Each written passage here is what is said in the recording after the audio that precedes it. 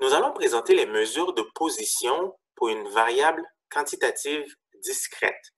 Nous allons présenter la cote Z ainsi que les quantiles. Commençons par la cote Z. La cote Z est une mesure qui détermine la distance d'une valeur par rapport à la moyenne en nombre de fois l'écart type. Pour calculer la cote Z, nous utilisons la formule suivante. Le symbole de la cote Z est Z, est égal à la valeur pour laquelle nous voulons calculer la cote Z moins la moyenne divisé par l'écart type. Nous pouvons écrire les symboles.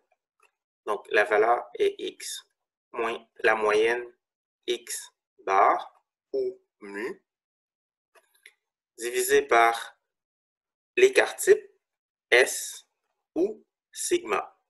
Les deux symboles qu'on peut utiliser pour l'écart type. Faisons un exemple. Considérons le tableau de distribution suivant qui présente la distribution du nombre de desserts offerts dans 48 restaurants de Montréal.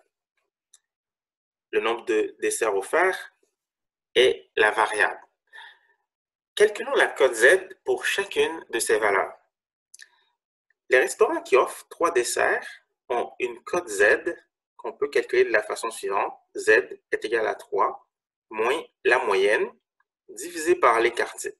Ici, il faut déterminer la moyenne et l'écart type au préalable.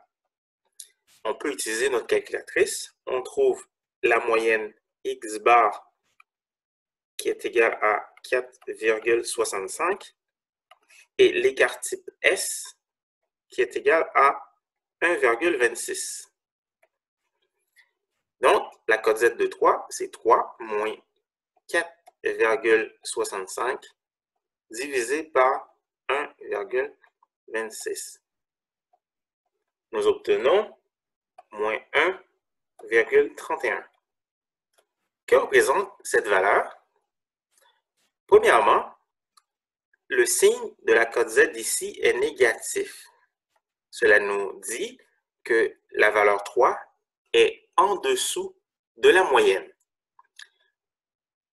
1,31 signifie qu'on est en dessous de la moyenne à une distance de 1,31 fois l'écart type. C'est-à-dire la valeur 3 est la moyenne moins 1,31 fois l'écart type. Calculons pour la valeur 4. Nous obtenons moins 0,52. Encore une fois, cette valeur est en dessous de la moyenne, mais très proche de la moyenne, à une distance de 0,52 fois l'écart type. Pour les restaurants qui offrent 5 desserts, on obtient une cote Z qui est égale à 5 moins 4,65 divisé par 1,26. Nous obtenons 0,28. Cette valeur est positive, donc la valeur 5 est au-dessus de la moyenne, très proche de la moyenne, car la distance est de 0,28 fois l'écart type. Pour 6, on fait le même calcul. On obtient Z est égal à 1,07. On est un peu plus loin de la moyenne. Et pour 7, on obtient Z est égal à 1,87. Donc, on est encore plus loin de la moyenne à une distance de 1,87 fois l'écart type. Présentons maintenant les quantiles. Les quantiles sont des mesures qui divisent la série de données en plusieurs parties égales. On peut penser à la médiane. La médiane est une mesure de tendance centrale, mais c'est aussi un quantile. Donc, la médiane divise la série de données en deux parties égales. Donc, 50% des données à gauche de la médiane et 50% des données à droite de la médiane. Donc, nous pouvons trouver une valeur pour laquelle il y a 50% des valeurs qui sont inférieures et 50% qui sont supérieures. De la même façon, nous pouvons diviser la série de données en 4 parties égales. Dans ce cas, on parle de quartile.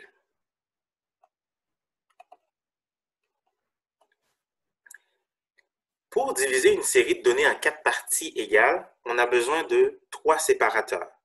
On les appelle Q1, Q2 et Q3. Entre chaque séparateur, il y a donc 25% des données. Nous constatons que Q2 est la valeur de la médiane. Le prochain quantile qu'on peut utiliser, c'est le quintile. Donc, le quintile divise la série de données en 5 parties égales. On a V1, V2, V3 et V4. En chaque séparateur, nous avons 20% des données. Ensuite, il y a les déciles qui divisent la série de données en 10 parties égales. Il y a donc 9 séparateurs, donc de D1 à D9.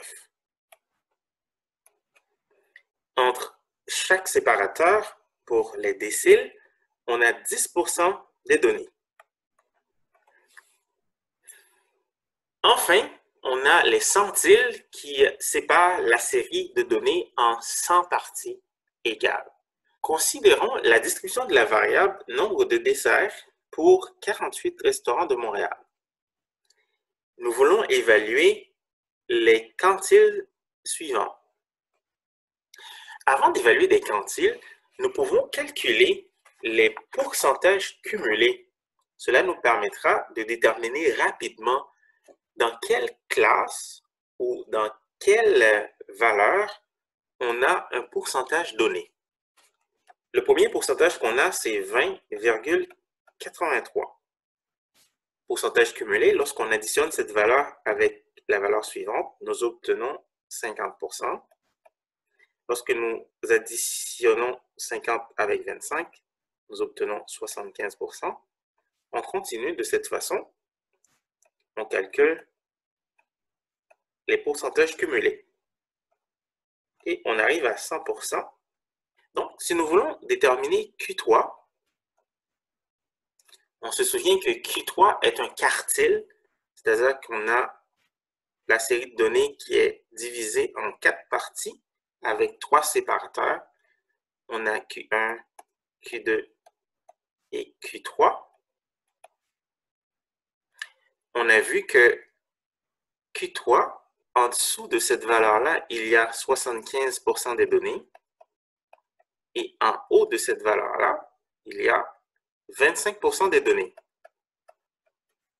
Donc, nous devons trouver la catégorie où il y a 75% de valeurs cumulées. Nous sommes dans la catégorie nombre de desserts est égal à 5. Donc, Q3 est égal à 5 desserts. De la même façon, on peut trouver D2. D2 est un décile. En dessous de D2, il y a 20% des données. Et en haut de D2, il y a 80% des données. Donc, 20% des données, on est dans la première catégorie. Donc, D2 est égal à 3. V4. Donc, en dessous de V4, il y a 80% des données. Et en haut de V4, il y a 20% des données. 80% des données, on tombe dans la catégorie 6 desserts. Donc, V4 est égal à 6.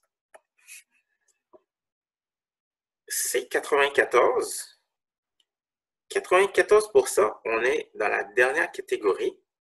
Donc, on a 7 desserts.